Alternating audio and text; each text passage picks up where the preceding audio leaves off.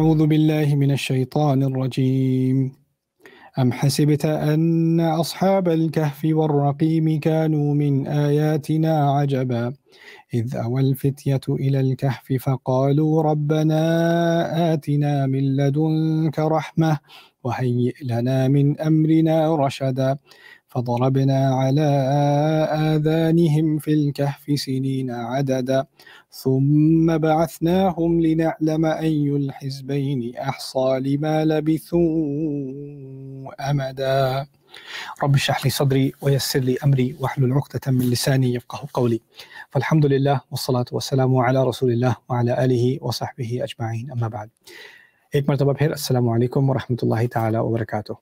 آج کے سیشن میں آپ سے سورۃ الکہف کے قصے اصحاب الکہف میں جو دعا کا ذکر ہے اس کے بارے میں کچھ باتیں کروں گا۔ یہ قصہ بہت ہی مختلف ہے باقی قصوں سے قرآن کے، اور یہ صرف ایک ہی دفعہ ذکر کیا گیا ہے۔ اس قصے کی خصوصیات پہلے سمجھ لیجئے۔ پہلی بات تو یہ ہے کہ کچھ ایسے نوجوانوں کی بات ہو رہی ہے جن کو نہ کسی پچھلے نبی کا علم تھا، نہ ان کی صحبت میں کوئی نبی تھے، نہ ان کے پاس کسی وحی کا علم تھا۔ یہ ایک ایسی سوسائٹی میں تھے، جہاں تک ہماری تحقیق ہے، ہماری ٹیم کی تحقیق ہے، یہ ایسی سوسائٹی میں تھے جہاں یونانی خداؤں کو، گریک گاڈز کو ورشپ کیا جاتا تھا، ان کی عبادت کی جاتی تھی، اور یہ بہت ایلیٹ فیملی سے تھے۔ اور یہ قصہ اصل میں جب ہوا تھا اور اس کی جو شہرت ہوئی تھی قرآن کے آنے سے پہلے تقریباً 120 سال، 70 سے 120 سال کے درمیان اس قصے کی بہت زیادہ شہرت ہو چکی تھی عیسائی دنیا میں، خاص کر سیریا میں، شام میں جو عیسائی ہیں، جیکوبائٹ یعقوبی نصرانی جنہیں کہا جاتا ہے، ان کے ہاں ان کی بہت شہرت تھی۔ ان کے قصے کا ترجمہ یونانی زبان میں بھی ہو چکا تھا، ایرمیک میں، آرامی زبان میں بھی تھا، اور عربی میں بہت کم پایا جاتا تھا، لیکن زیادہ تر دوسری زبانوں میں ان کا قصہ تھا۔ اور ان کے قصے کے ان کے نام پر اصل میں چرچ بھی بنا دیے گئے تھے۔ تو گرجے تھے جن میں ان کے نام پر پورے تہوار کیے جاتے تھے، دا فیسٹیول آف دا 7 سینٹس، یعنی 7 جو ان کے جو سینٹس ہیں، جو ان کے پیر ہیں، ان کو پیر مانا جاتا تھا۔ ان کے نام پر، ان بزرگوں کے نام پر پورے روزے رکھے جاتے تھے اور پھر دعوتیں کی جاتی تھیں۔ ان کی جس طرح آپ نے دیکھا ہوگا کبھی چرچز کے اندر پینٹنگز بنی ہوتی ہیں، تصویریں بنی ہوتی ہیں مریم کی یا عیسیٰ علیہ السلام کی، اسی طرح ان کی بھی پینٹنگز بنی ہوئی ہیں۔ ابھی بھی اگر آپ گوگل کریں تو آپ کو وہ ملیں گی۔ ابھی تک ان چرچز کی پینٹنگز موجود ہیں جہاں ان کو دکھایا گیا ہے کہ یہ 7 ہیں۔ قرآن نے تو اس کا اعتراف نہیں کیا کہ وہ کتنے ہیں، اس بات کو واضح نہیں کیا کہ وہ 7 ہیں، اور 7 میں ان کا کتا ہے، اور وہ اندر جو ہیں وہ دفنے ہوئے ہیں، کسی غار کے اندر پھنسے ہوئے ہیں اور سو رہے ہیں۔ تو ان کو 7 سلیپرز کے نام سے مشہور ان کا نام یہ تھا عیسائی دنیا میں۔ قرآن نے اس قصے کا ذکر کیا اور اس کو اپنے لیے دوبارہ سے کلیم کیا ہے، اور یہ بات واضح کی ہے کہ جو قصہ عیسائیوں کے ہاں مشہور تھا اس میں بہت ساری انحرافات تھیں، اور ان کے نام پر بہت بڑے بڑے جھوٹ گھڑے گئے تھے، اور اس قصے کو دوبارہ صحیح طریقے سے بتانے کی ضرورت تھی، اور ان نوجوانوں کے نام کو اور ان کی لیگیسی کو، انہوں نے جو پیچھے اپنے ایک عظیم مثال چھوڑی ہے، اس مثال کو دوبارہ اپنی حقیقت پر لا کر اس کو ریسٹور کرنے کی ضرورت تھی۔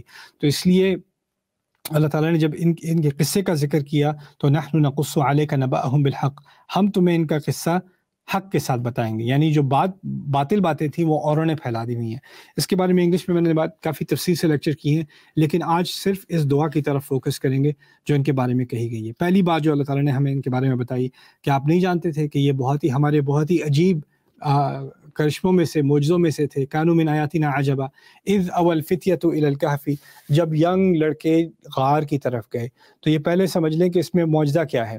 اصل میں بات یہ کہی جا رہی ہے کہ کیونکہ یہاں فتیہ کا لفظ خاص استعمال ہوا ہے، عام طور پر لوگوں کے لیے استعمال ہوتا ہے ہم انہم آمنوا بربہم، وہ ایمان لائے اپنے رب پر، اور ان کی عمر کا ذکر نہیں ہوتا، لیکن خاص اللہ تعالیٰ نے اہتمام کیا کہ ان نوجوانوں کے لیے فتیہ کا لفظ استعمال کیا جائے، ہمیں اس بات کی طرف غور دلانے کے لیے کہ یہ ان کا یہ جو کارنامہ ہے کہ انہوں نے اپنی سوسائٹی کو چھوڑا اور یہ غار کی طرف بھاگے، اس میں جو عجیب چیز ہے وہ یہ ہے کہ یہ نوجوان تھے، اور اس نوجوانی کی عمر میں ان کے سامنے ساری دنیا تھی، کیونکہ یہ ایلیٹ فیملیز سے تھے تو یہ مزے بھی کر سکتے تھے، شراب بھی پی سکتے تھے، ان کے کوئی حلال حرام کی کوئی قید نہیں ہے، جو عیاشیاں کرنی ہے، جو مزے لوٹ سکتے تھے، پیسے بھی تھے ان کے پاس، پاپولیرٹی بھی تھی، آپس میں دوست بھی تھے، سب چیزیں تھیں ان کے پاس۔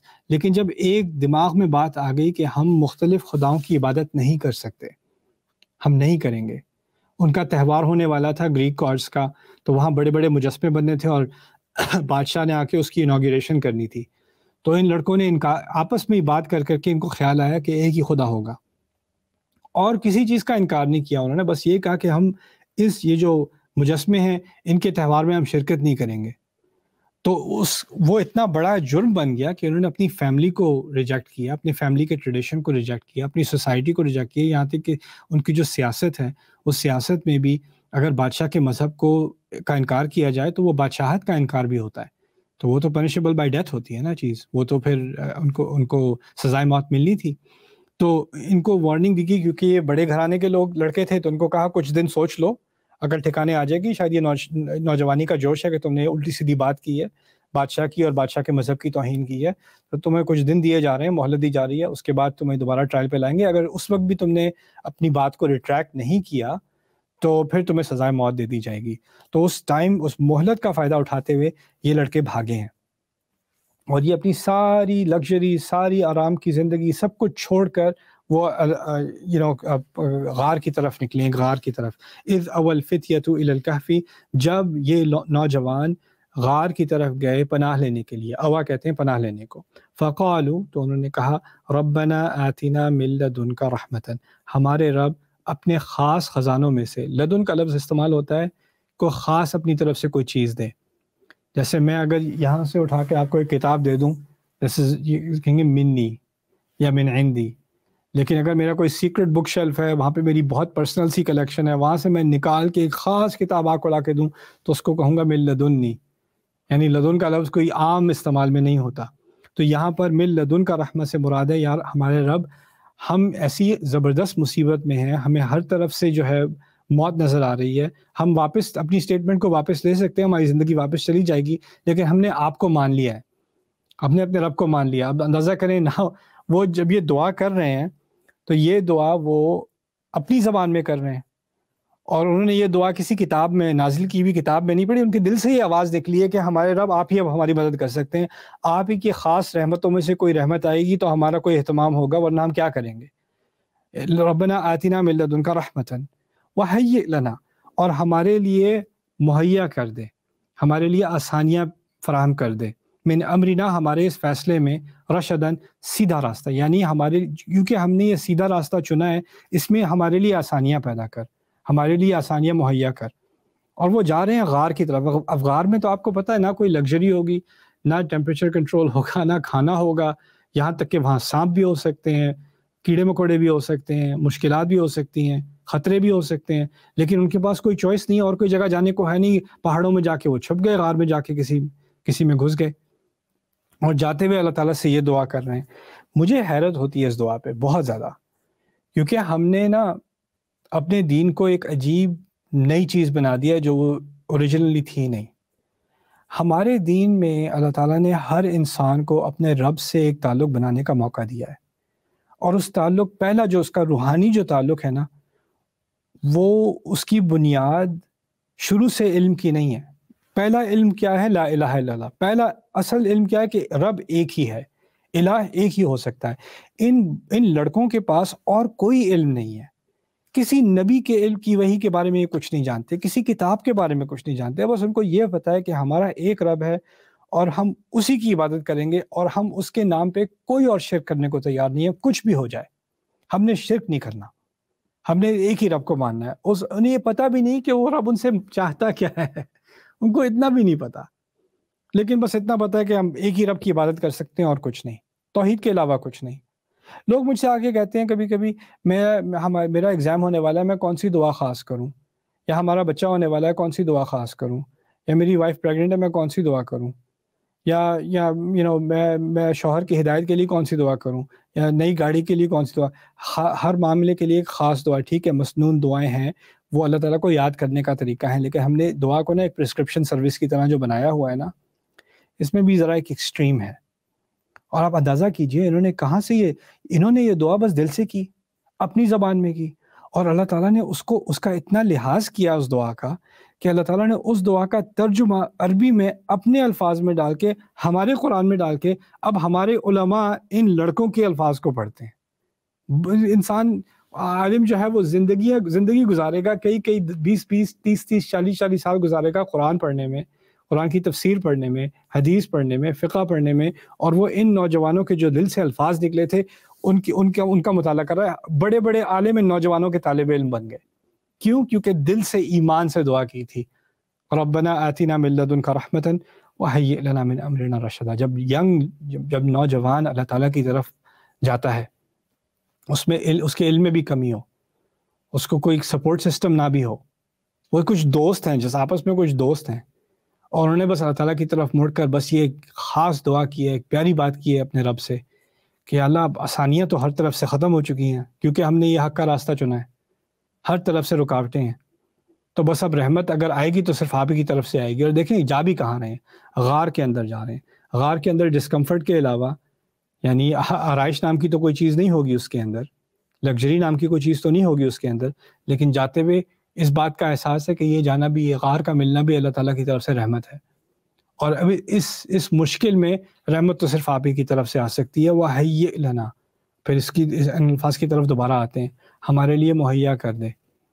ہم نے یہ فیصلہ کیا ہے سیدھا ہونے کا، لیکن اس فیصلے کی وجہ سے اب جو مشکلیں آ رہی ہیں اس کو آسان کرنا صرف آپ کے حوالے ہے. ہم کر نہیں سکتے، ہم جتنا کر سکتے تھے کر دیا. اسی ایک فارمولا کے اوپر میں بار بار واپس آتا ہوں. جب بھی ہم اللہ تعالیٰ سے کوئی دعا کرتے ہیں تو ہماری کوئی کنٹریبیوشن ہوتی ہے اور پھر دعا ہوتی ہے.